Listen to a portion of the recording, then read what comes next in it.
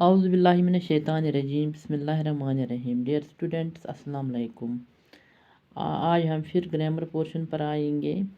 تذکر و تانیث، واحد جمع اور متضاد الفاظ کے بارے میں آپ کو تھوڑی سی جانکاری دوں گی۔ مذکر نر کے لیے استعمال ہونے والا اسم ہے، مونث مادہ کے لیے استعمال ہونے والا اسم ہے۔ مذکر مونث کی دو قسمیں ہیں۔ نمبر 1 حقیقی تذکر و تانیث یعنی جاندار اشیاء کی تذکر و تانیث۔ نمبر 2 غیر حقیقی تذکر و تانیث یعنی بے جان اشیاء کی تذکر و تانیث۔ مذکر مونث عاقل عاقلہ، وارث وارثہ، محترم محترمہ، صاحب صاحبہ، شاعر شاعرہ، چڑا چڑیاں، بندر بندریاں۔ اب ہے غیر حقیقی یا بے جان اشیاء کی تذکر و تانیث۔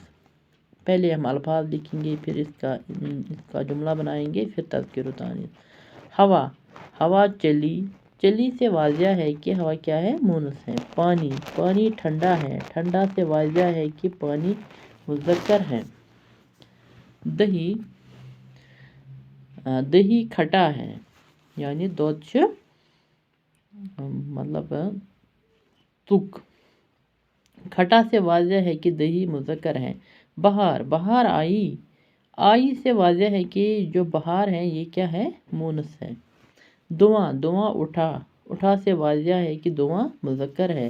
آسمان آسمان نیلا ہے، نیلا سے واضح ہے کہ آسمان مذکر ہے۔ اب ہم آئیں گے واحد جمع پر۔ واحد ایک اکیلے شخص یا چیز کو واحد کہتے ہیں۔ ایک شخص یا ایک چیز کو ہم کیا کہتے ہیں؟ واحد۔ جمع دو یا دو سے زیادہ اشخاص جو ہوتے ہیں یا اشیاء جمع کے زمرے میں آتے ہیں۔ واحد جمع لڑکا ایک کے لیے، لڑکا جب ایک لڑکے کو ہم واحد کہتے ہیں۔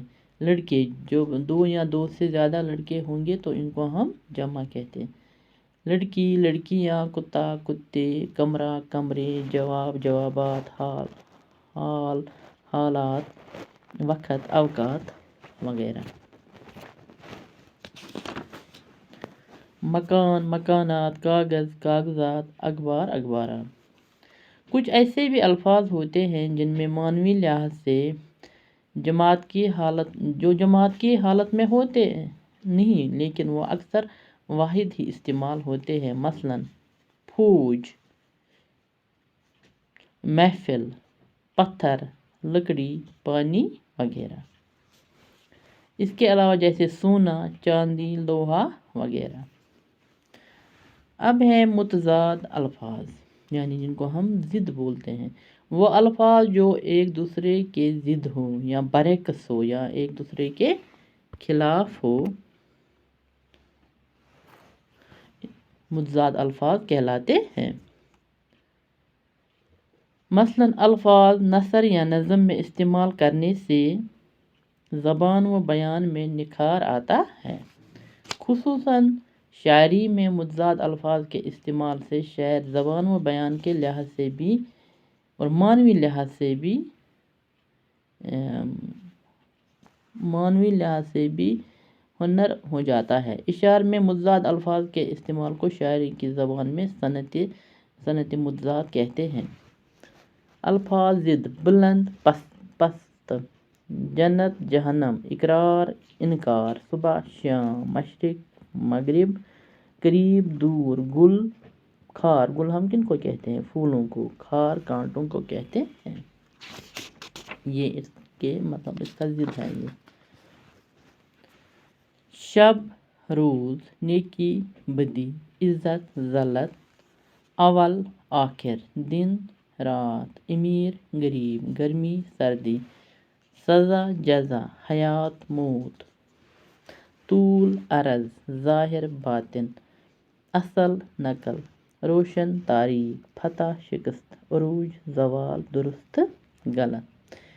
یہ تھے متضاد الفاظ۔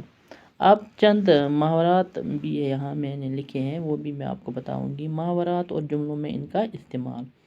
محاورات معنی جملے: آنکھ کا تارا ہونا، بہت پیارا ہونا۔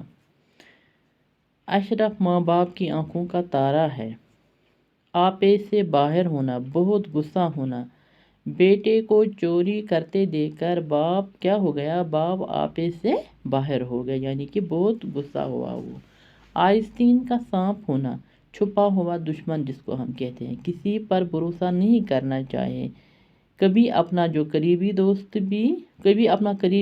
भी आस्तीन का सांप होता है, यानी अपना करीबी दोस्त भी छुपा हुआ दुश्मन होता है। 8 आंसू रोना, ज़ारो कतार रोना। 10वीं में फेल होने पर वो 8 आंसू रोने लगा, यानी ज़ारो कतार रोने लगा। हुर्फ आना, यानी इसको कहते हैं इसका माने है बेइज्जत होना। बेटे की बदकारी पर बाप की इज्जत पर हुर्फ आया। बाग होना, नहायत खुश होना, यानी बहुत खुश होना। मैट्रिक के इम्तिहान में कामयाबी की खबर सुनकर शगुफ्ता बाग हो गई, यानी कि बहुत खुश हो गई। अल्लाह को प्यारा होना, इंतकाल करना या मरना। परवीना की माँ कल अल्लाह को प्यारी हो गई, यानी वो इस दुनिया से चली गई। जितने मुंह इतनी बातें, सबका अलग अलग ख्याल। तुम अपनी जगह ठीक हो, आप अपनी जगह ठीक हो, लोगों की बातों पर ध्यान न दो। जो लोग बातें करते हैं इन पर आप ध्यान न दो, क्योंकि जितने मुंह इतनी बातें, ये मुहावरे के तौर पर यहाँ इस्तेमाल हुआ है। उम्मीद है आपने इनको अच्छे से समझा होगा। बाकी वसलम, शुक्रिया।